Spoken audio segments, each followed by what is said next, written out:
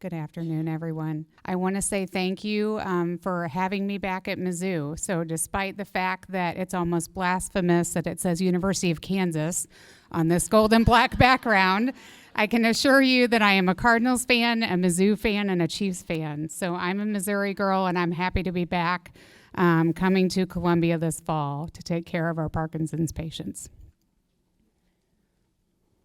So the only thing that I have to disclose is that I've been an educational consultant for Acadia, but that doesn't have anything to do with what I'm going to be talking about today. So the learning objectives for today are going to be to talk about some new and emerging therapies, both symptomatic treatments, which is most of what our treatments are right now, and then that golden ticket, if you will, that we're all looking for, which are disease-modifying therapies. So we're going to start with these device-aided therapies or non-pharmacologic, non-medication therapies for Parkinson's disease. And the first thing that I want to do is wake everybody up, and I'd like to see a show of hands at who heard about this or saw this article or TV spot on the Today Show earlier this year that said experimental glove treatment helped a 58-year-old man with Parkinson's disease run the marathon. Who saw that? Quite a few people. And how many of you that saw that got really excited and wanted to call the clinic here and say, when can I have these gloves and how do I get these?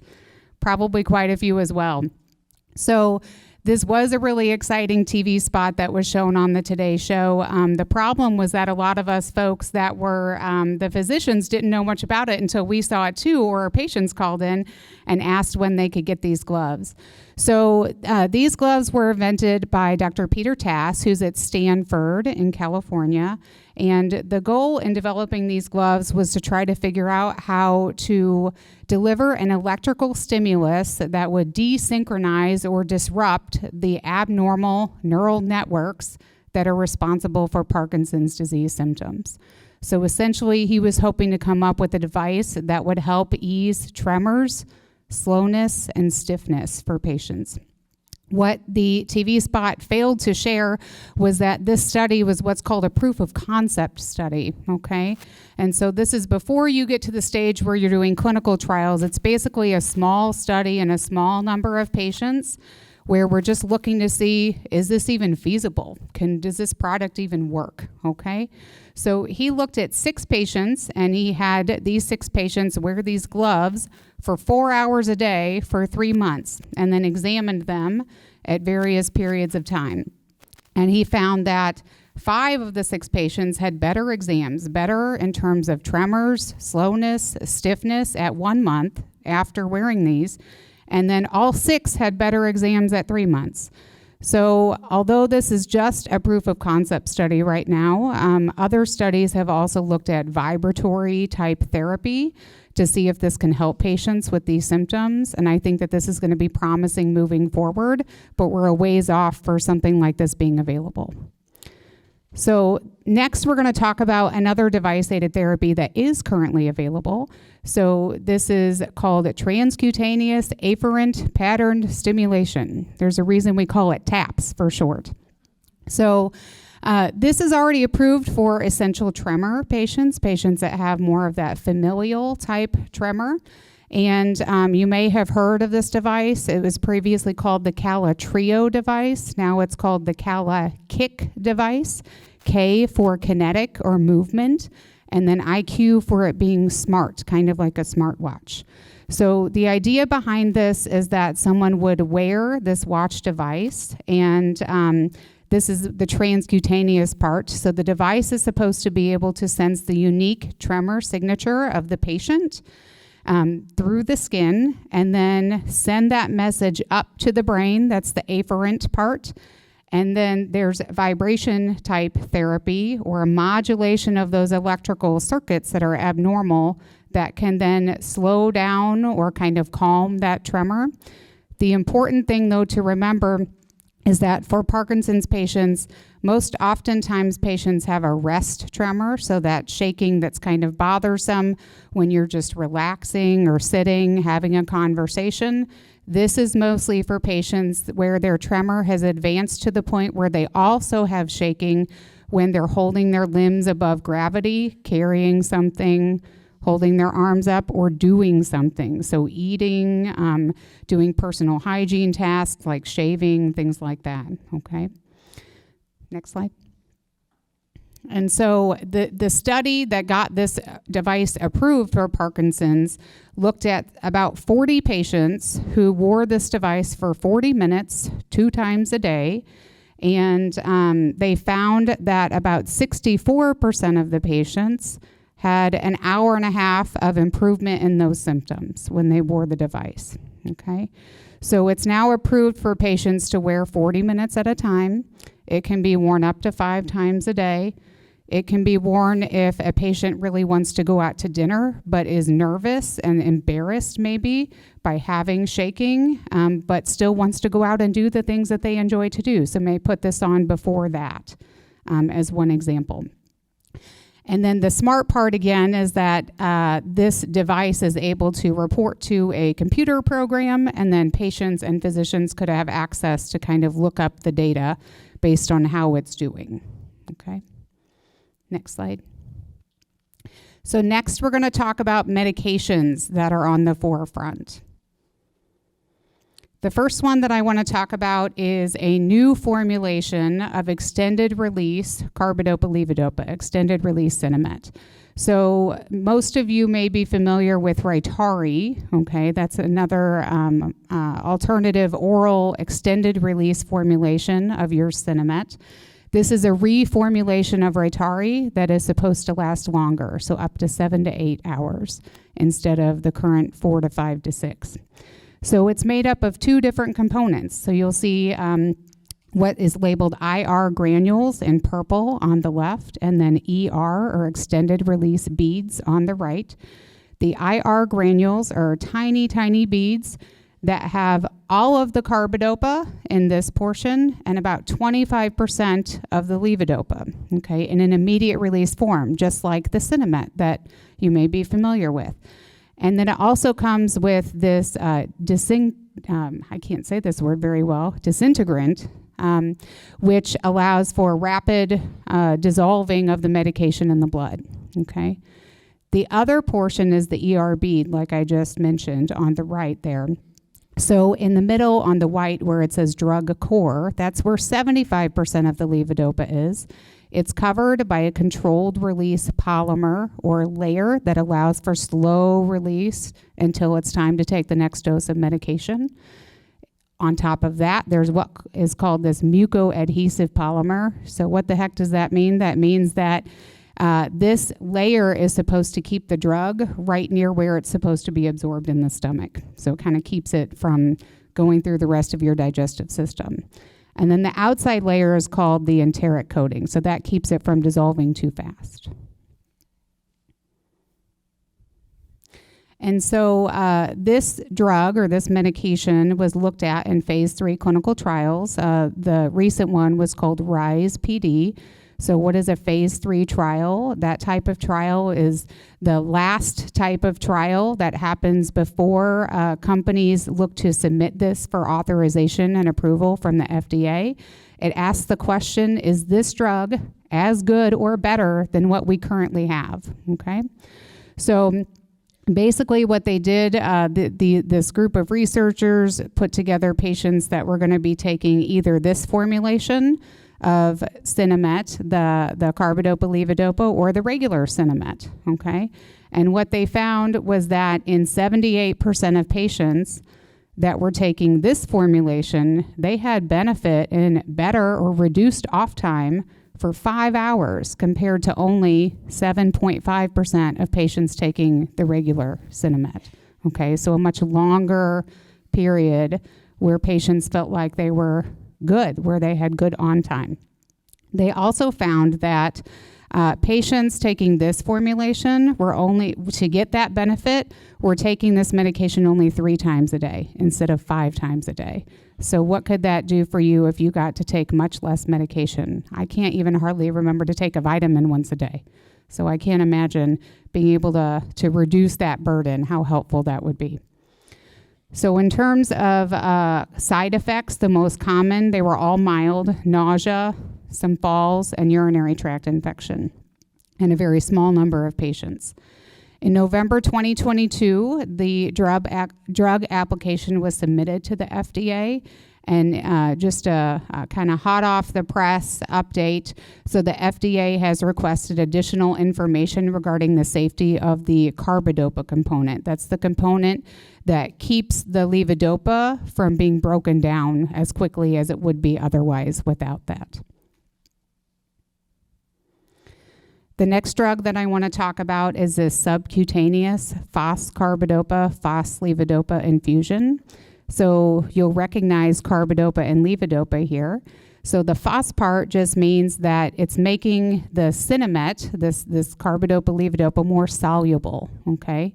And the idea is that, as we know, patients, as the disease progresses, tend to get motor fluctuations or more complications with being on and off, and can also have these abnormal wiggly dancing type movements, which can be very difficult to treat. So if we could somehow keep the dose of medication at a steady level rather than going up and down with oral medications, we may have less of those complications and side effects. So the goal here was to put together this medication that could be infused in a high concentration using a small pump, like an insulin pump, that would just be attached right under the skin. And so you can see in the cartoon and the picture on the right, a little kind of glass cartridge that's filled with medication. It's attached to a programmable small pump. And then there's a really small tube or catheter that after the pump is attached to, let's say, the waist or another item of clothing, then that can be hooked up to a little pump here in the cartoon on the left where it says pump. It goes just under the skin, and then the medication gets released, just like in the example here where it says insulin, where that medication is. And so this has already been looked at again in phase 3 trials. This is again right before it gets to the point of being submitted for FDA approval. And studies found that there were a lot of benefit with this type of medication delivery. So there was a much greater increase in good on time. Of one study said 1.75 hours. The other study that looked at this showed a benefit of 3.3 hours more from baseline. There was reduced on time where patients were maybe good, but they also had those extra wiggly movements. And so this medication was able to cut that time down with the extra wiggly movements by a little over an hour. There was also a reduction in how long people felt like they were off during the day, where their medication wasn't working, in almost 2 hours. And 42% of patients said, I'm not having any off time. Wow, that's a big difference. Side effects with this medication were some skin reactions. They were all mild again, so things like mild infection at the site where the pump goes in and a little bit of swelling. And in March 2023, the FDA requested additional information on the pump, and I'm going to circle back to that in just a moment, but we'll go ahead with the next slide.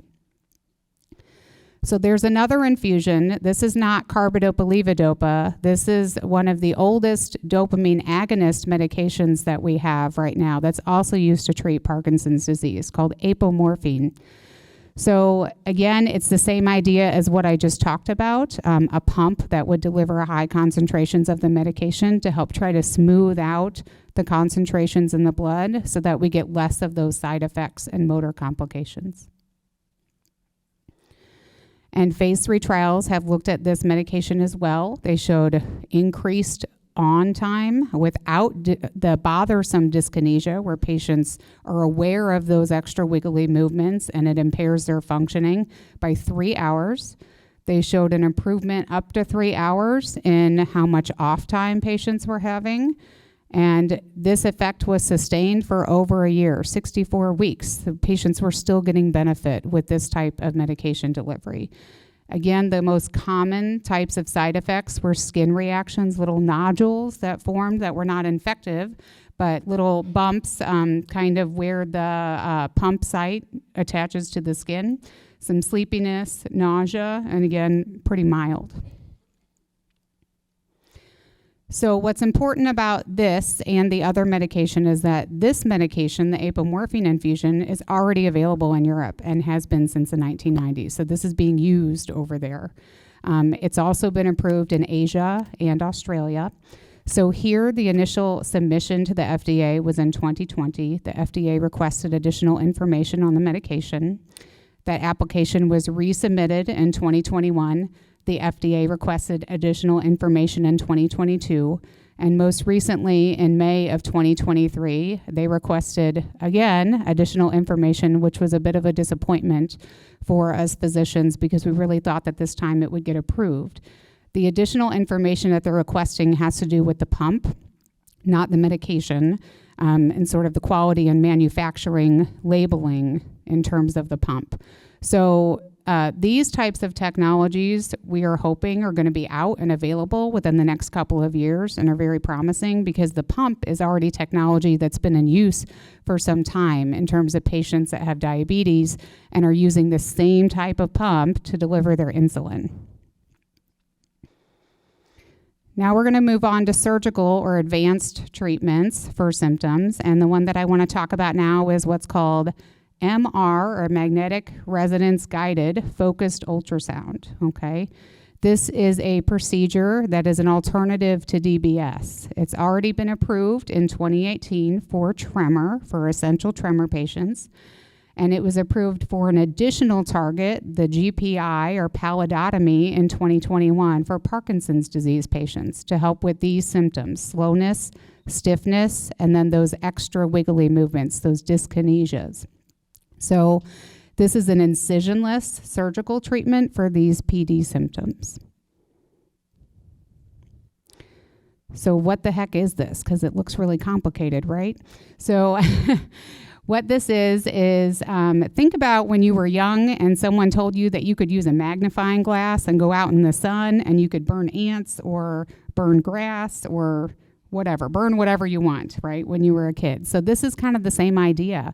So basically the neurosurgeon is able to use a lot of ultrasound waves at a certain temperature and target these to make very small lesions or areas where they burn an area of the brain where the abnormal circuits are that are causing the tremor and some of these other symptoms, to get rid of that, to ablate that area, to look for improvement in those symptoms.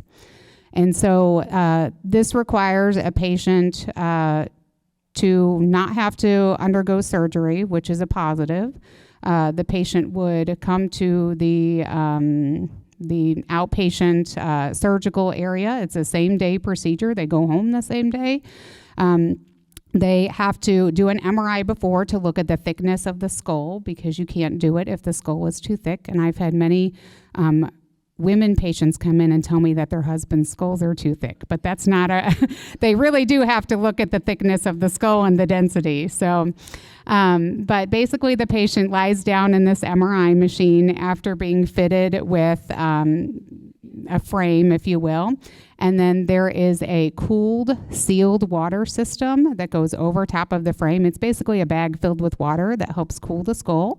The patient lays down, awake, goes in the MRI machine, and then the neurosurgeon is able to find, with very smart software and very accurate software with the MRI, burn this teeny tiny lesion that's between 2 to 5 millimeters in length, so about half the size of your pinky nail, depending on how big that is for you, and then get to that target with less than 1 millimeter of accuracy on where the tremor circuit is that's happening or where these other symptoms are coming from.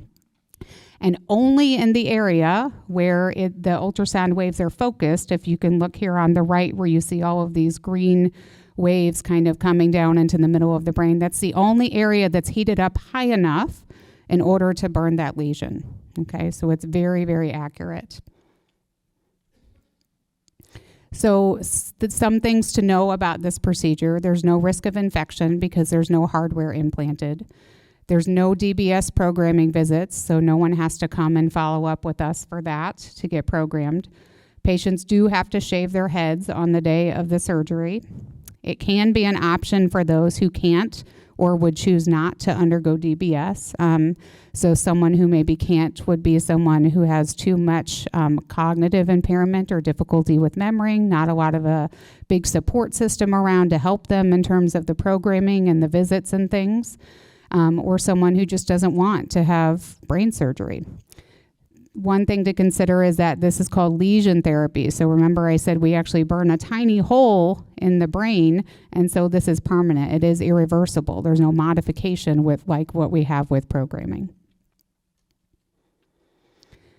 Right now for Parkinson's disease, it's only authorized for someone to do one side. And so let's say someone is interested in this procedure and is right hand dominant. We would do this procedure on the left side, which usually controls the right side of the body. You can't do it again, like I said, if you have a thick skull, okay?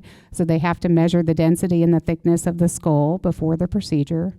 You can't do it if you have an MRI, if you can't have an MRI. So if you have some sort of hardware in your body or like a pacemaker that's not MRI compatible, then this can't be done because they can't do the MRI part. You can't do it if you've already had DBS on the other side. It may not improve all types of symptoms with one lesion. Sometimes there's a couple of lesions that have to be made in that area of the brain that's controlling these symptoms. And sometimes it really only improves one symptom. So where I'm coming from, we're mostly doing this for patients who have tremor-dominant Parkinson's disease, and tremor is the most bothersome symptom. There still are some risks, even though it's non-invasive, so things like headache, nausea, dizziness, some numbness and tingling that can be transient, it can go away, some balance difficulties, speech difficulties, so kind of all the same things that we would go over when we're talking about DBS and those risks. But really, the specific risks depend on what target we're aiming at. And remember, Dr. Shaw earlier said there were 3 different targets. So there's certain targets that are approved for this procedure as well. All right, next we're talking about those golden ticket items that we're all in search of. So the first one is going to be drugs that could potentially slow down or stop the progression of Parkinson's disease. And none of these are things that we have available to us right now, unfortunately. So anyone can go on the website, clinicaltrials.gov, and you can look up all of the clinical trials that are being done now, enrolling, just completed, things like that for Parkinson's disease. These are just a few of those, and the ones that are kind of, again, hot off the press type things.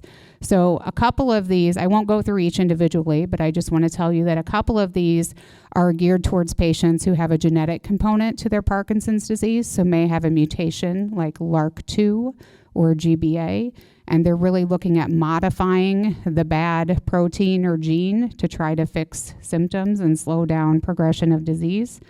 A couple of these have to do with stopping or slowing down the accumulation of that bad protein that was mentioned earlier, alpha-synuclein.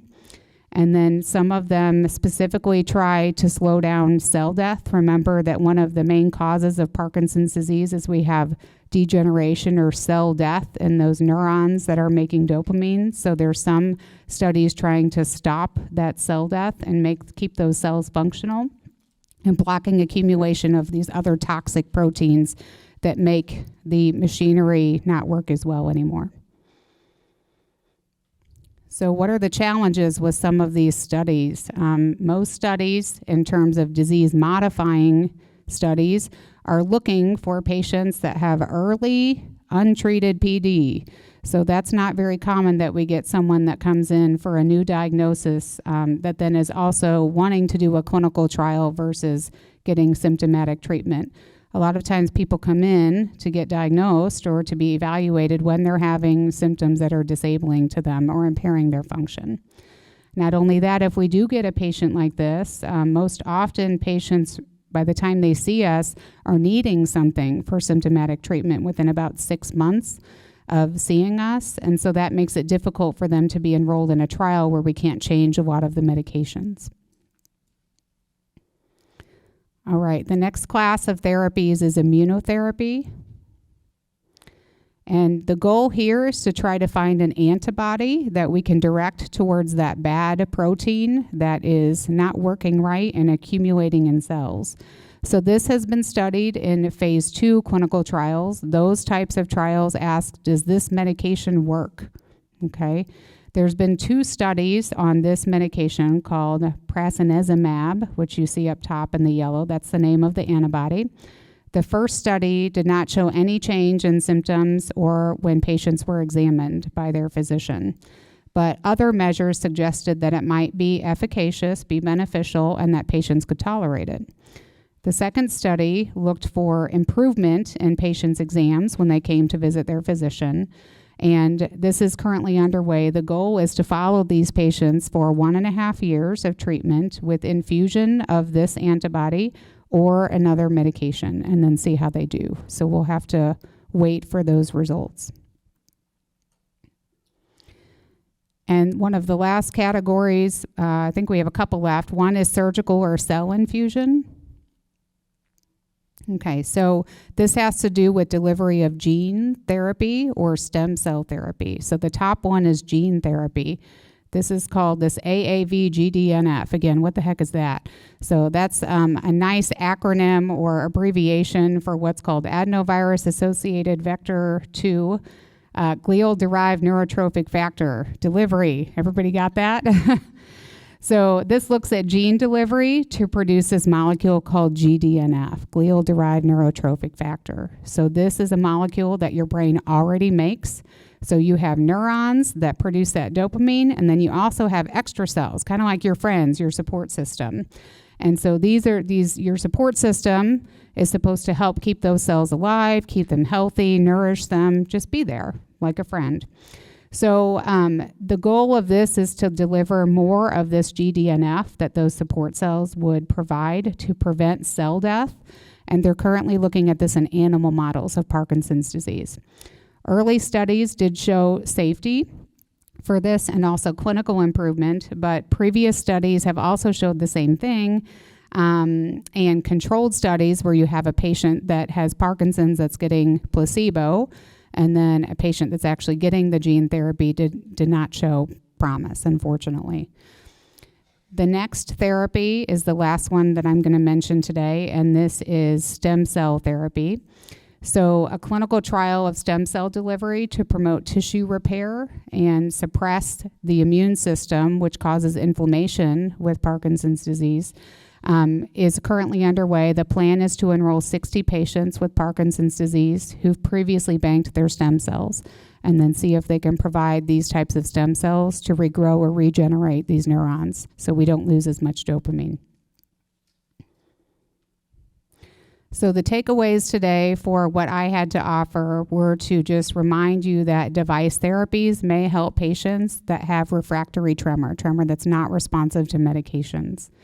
I think the most exciting thing that we're going to be looking for in the next couple of years are these extended release forms of carbidopa-levodopa and the infusion therapies with those small pumps that we already know the pumps work well. We just need to get the FDA on board with understanding that this is the same technology that we already have for people with diabetes using insulin pumps.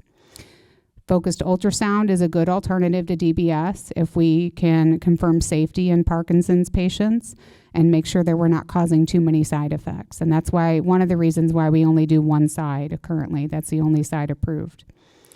And there are significant challenges that accompany the quest for that golden ticket, the disease-modifying therapy, which is why we do need patients to participate, if they can, in any research or clinical trials that we have available.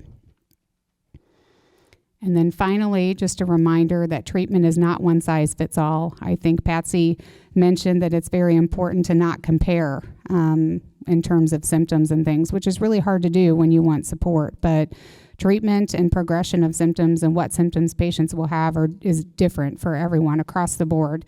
And so really in deciding for a course of treatment or how to approach a certain symptom, discussion of the best treatment for each individual is best done from several members of the multidisciplinary team, the neurologist, the therapist, the nurses, the psychologist, just everybody that's involved. And that's how we treat our patients best. And I think that's it. Thank you all for sticking around and for staying awake today.